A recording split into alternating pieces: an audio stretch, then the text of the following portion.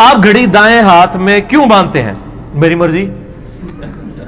کیا الٹے ہاتھ میں باندھنا گناہ ہے؟ نہیں میرے بھائی، میرے تو سینکڑوں لیکچر الٹے ہاتھ میں بھی گھڑی باندھ کے تھے، اور میں نے باقاعدہ اس کے اوپر رجوع بھی کیا تھا کہ میں اب دائیں ہاتھ میں کیوں باندھ رہا ہوں پچھلے تقریباً 3 سال سے، اگست 2015 سے. کہ مجھے ایک بھائی نے ای میل کی کہ بھی نبی علیہ السلام اپنا ہر پسندیدہ کام دائیں طرف سے شروع کرتے تھے، آپ اپنی انگوٹھی بھی، مور نبوت بھی، جو وہ مور لگائی جاتی تھی جس میں محمد رسول اللہ لکھا ہے، وہ اپنے دائیں ہاتھ پہ باندھتے تھے. تو گھڑی کو بھی دائیں ہاتھ پہ باندھنا، اور پھر میں نے کئی غیر مسلموں کو دیکھا جب وہ مسلمان ہوئے تو انہوں نے دائیں ہاتھ پہ گھڑی باندھنا شروع کر دی. تو مجھے یہ چیز اٹریکٹ فل لگی، ایک یعنی مسلمان والا معاملہ. اور پھر پریکٹیکلی بھی نماز میں ہاتھ باندھتے وقت کمفرٹیبل ہے، کیونکہ اگر یہ موٹی موٹی جو گھڑیاں یہاں باندھی ہوتی ہیں، جب آپ ہاتھ رکھتے ہیں نا تو وہ یہ دائیں ہاتھ کے نیچے وہ آ جاتی ہے. لیکن یہ گھڑی جو ہے نا وہ اس طرح رہتی ہے، اور اس کا بڑا فائدہ بھی ہوتا ہے کہ بعض اوقات آپ جو ہے وہ خیال بھی رکھ لیتے ہیں اس حوالے سے کہ جماعت کھڑنے میں ٹائم کتنا رہ گیا. اور نبی علیہ السلام کی یہ سنت ہے، ابو داؤد ترمذی میں موجود ہے کہ نبی علیہ السلام نماز پڑھنے کے دوران بغیر گردن ہلائے ادھر ادھر دیکھ لیا کرتے تھے. یہ جائز ہے اگر ضرورت کے تحت آپ کو دیکھنا پڑے، یعنی گھڑی کی طرف ٹائم دیکھنا پڑا ہے، یا کوئی موذی جانور آپ کی طرف آ رہا ہے، یا کوئی موذی انسان آپ کی طرف بڑھ رہا ہے، تو آپ یعنی دیکھ سکتے ہیں، یہ جائز ہے. تو اس طریقے سے نماز کے دوران قیام کی حالت میں آپ گھڑی کو بھی دیکھ سکتے ہیں. اگر دائیں ہاتھ پہ باندھی ہوگی تو دیکھنا بھی آپ کے لیے آسان ہو جائے گا. باقی یہ کہ صحیح بخاری میں ہے کہ اما عائشہ کہتی ہیں کہ نبی علیہ السلام اپنے پسندیدہ کاموں کو دائیں طرف سے شروع کرتے تھے. بائیں ہاتھ پہ بھی گھڑی باندھنا جائز ہے، یہ کوئی دین کا وہ مسئلہ نہیں کہ اس کے اوپر کوئی فتویٰ لگا دیا جائے. مسلم شریف میں ایک حدیث ہے کہ نبی علیہ السلام نے اپنے بائیں ہاتھ کی انگلی میں ایک دفعہ انگوٹھی پہنی تھی. ہے ایک دفعہ ہی ہے. آپ کا عمومی عمل دایاں ہاتھ ہی ہے. جیسے آپ کا عمومی عمل اونچی آواز میں جنازہ پڑھنا نہیں، پست آواز میں ہے، لیکن کبھی کبھار آپ نے اونچی آواز میں بھی جنازہ پڑھا ہے، یہ جواز ہے. اس طرح الٹے ہاتھ میں بھی انگوٹھی باندھی ہے، پہنی ہے، یہ جواز ہے، بالکل ٹھیک ہے، آپ پہنے، جائز ہے. گھڑی بھی پہنے، جائز ہے، لیکن عمومی عمل آپ کا دائیں ہاتھ پہ ہے. اسی پہ ہم نے قیاس کیا، کتاب و سنت اجماع امت کی روشنی میں قیاس ہو سکتا ہے. اگلا سوال کریں. اگلا سوال یہ ہے کہ کیا مرد بریسلیٹ پہن سکتا ہے؟ نہیں پہن سکتا جی، یہ تو عورتوں کی مشابہت ہے. عورتوں کی مشابہت کے اوپر بخاری مسلم میں احادیث میں نبی علیہ السلام نے لعنت فرمائی ہے، تو یہ والے کام نہیں کر سکتا. عورت کی نشانی ہے وہ زیورات میں یعنی لدی ہوئی ہوتی ہے، اس طرح کڑے پہننا یہ منع ہے. صرف ایک انگوٹھی ہے، وہ بھی ضرورت کے تحت ہے. یہ لوگ اکثر انگوٹھی، مجھے بھی ایک اگلے دن گفٹ دے گئے تھے بھائی کہ جی یہ سنت ہے. سنت ہے انگوٹھی اس طرح سنت نہیں ہے کہ آپ نے اس کو ضرور پہننا ہے. وہ تو نبی علیہ السلام نے خطوط لکھنے ہوتے تھے، آپ کی انگوٹھی کے اندر ہی آپ کی مہر تھی کہ مہر کو سنبھالنا ذرا آسان ہوتا ہے اس حوالے سے کہ مس پلیس نہ ہو جائے، تو آپ مہر لگایا کرتے تھے. کبھی کبھار آپ نے نگ والی بھی پہنی ہے. باقی آپ علیہ السلام کوئی انگوٹھی کوئی عمومی سنت تو نہیں ہے. نبی نے کوئی آسائش کا حصہ اس کو بنایا ہوا تھا. ٹھیک ہے پہن لیں، ٹھیک ہے. یہاں تو لوگوں نے منگنی کے اوپر انگوٹھیاں پہنی ہوئی ہوتی ہیں، اور وہ بھی مطلب وہ پہنی ہوتی ہیں سونے کی، وہ تو حرام ہے. سونے کی انگوٹھی چاندی کی پہن سکتے ہیں، 4.5 جو ہے اس سے معاشے سے کم ہو. اچھا انگوٹھی کے والے سے بھی بتا دیں کہ اس کا نگ اندر ہونا چاہیے. حدیث میں شاید اندر کر لیں، باہر کر لیں. ہاں حدیث میں آتا ہے اندر والی سائڈ پہ بھی. اب وہ مطلب آسانی کے پوائنٹ آف ویو سے. باقی یہ کہ اس میں یہ نہیں آیا کہ ضروری ہے کہ اندر ہی ہو، باہر بھی ہو سکتا ہے. اور میں نے بتایا مسلم شریف میں ثابت ہے کہ آپ نے الٹے ہاتھ میں بھی پہنی ہے. گھڑی بھی دائیں ہاتھ میں بھی باندھنا بہتر ہے، الٹے ہاتھ میں بھی باندھ سکتے ہیں، کوئی عرض نہیں. اگلا سوال، مثلا اب برانڈ کی چیز ہے، آپ نے یہ مثال کے طور پہ گھڑی پہنی ہے تو آپ کا کام دے رہی ہے، چلو آپ اسے تھوڑی اور مہنگی کر لیں اگر آپ کا لیول تھوڑا مزید اوپر ہے. لیکن اگر آپ یہ 25 لاکھ کی لے لیں، یا آپ جوتے جناب پہن رہے ہیں، چلو آپ کا بہت لیول ہے، آپ 3000 کا جوتا لے لیں، آپ 50,000 کا لے رہے ہیں، حرام ہے. تو وہ تو کہتے ہیں جس میں کیا کیا ہے کہ کوئی تکبر نہیں، مجھے شوق ہے. دیکھیں وہ شوق نہیں ہوتا. اگر شوق، اس کو شوق کا بھی چیک کر سکتے ہیں، اس کو آپ ٹیسٹر لگا لیں، اس کو کہیں اگر شوق ہے تو تم قرآن پہ یہ حلف دو کہ جب کبھی تم دوستوں میں پہنتے ہو بیٹھ کے اور تمہاری یہ خواہش نہیں ہوتی کہ لوگ تعریف کریں کہ تم نے کون سی مہنگی والی گھڑی پہنی ہوئی ہے. یہ تو بہت چھوٹا لیول ہے. خواہش کیا وہ خود جا کے انٹروڈیوس کراتے ہیں. ہاں جی بالکل ایسے تو ریاکاری کر رہے ہیں. پھر شوق والی کون سی بات ہے؟ شوق تو اپنے لیے ہوتا ہے. ٹھیک ہے، کوئی شخص شوق سے یہ بتاتا ہے باہر جا کے جی آج میں نے 2 روٹیاں کھائی ہیں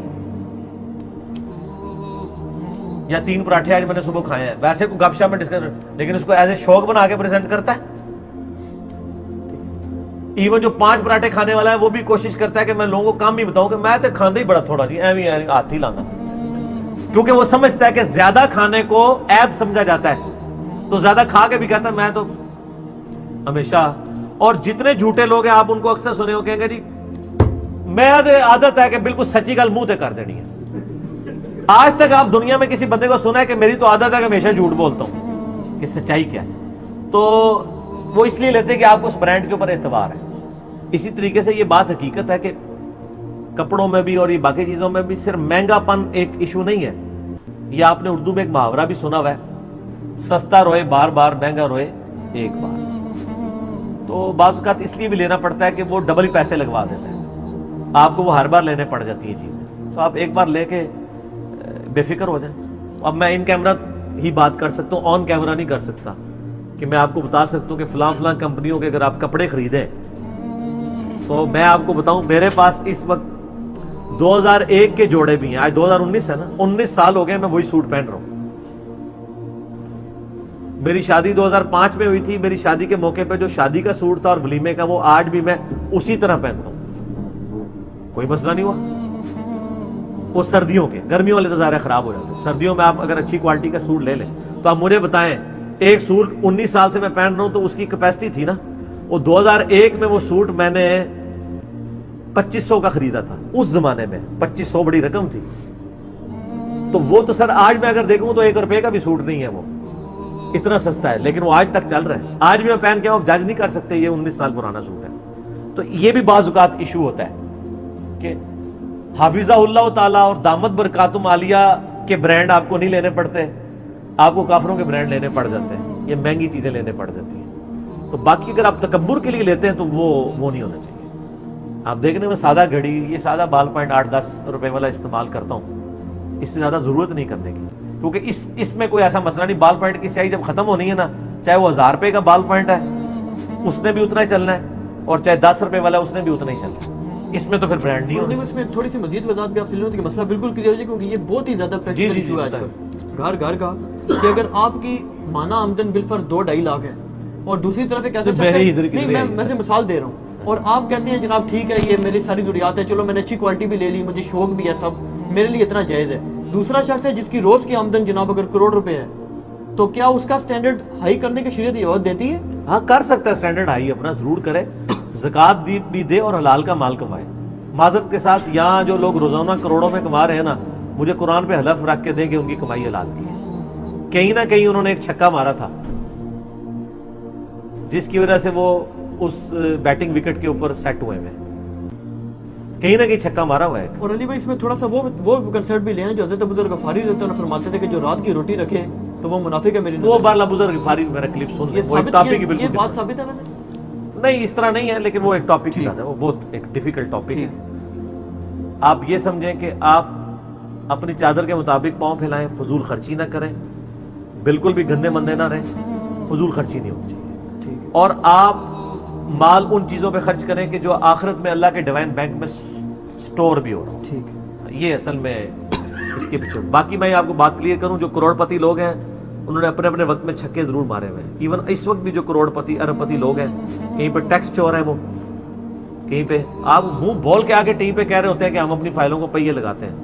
اب بھی آپ لوگوں کو یقین نہیں آتا کہ ایک شخص ہے اور وہ مطلب اس کی ماں بیمار ہوتی ہے, اس کے پاس دوائیوں کے پیسے نہیں ہیں, اور آج وہ پاکستان کا امیر ترین شخص بن چکا ہے. تو مطلب اس کی زمین میں سے تیل تو نہیں نکلا, یا اس کی زمین میں سے کوئی سونے کی کان تو نہیں نکل آئی ہے. کہیں نہ کہیں چھکے مارے ہوتے ہیں نا.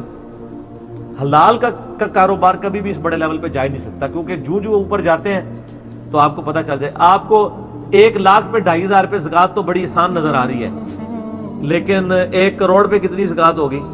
2.5 لاکھ. اور 1 ارب پہ کتنی زکوٰۃ ہوگی؟ 2.5 کروڑ. بس ادھر دل کو ہاتھ پڑ جائے گا. 2.5 کروڑ زکوٰۃ بہت زیادہ ہے. یہ 100 پہ 2.5 روپے آسان لگ رہی ہوتی ہے, لیکن 1 ارب پہ 2.5 کروڑ.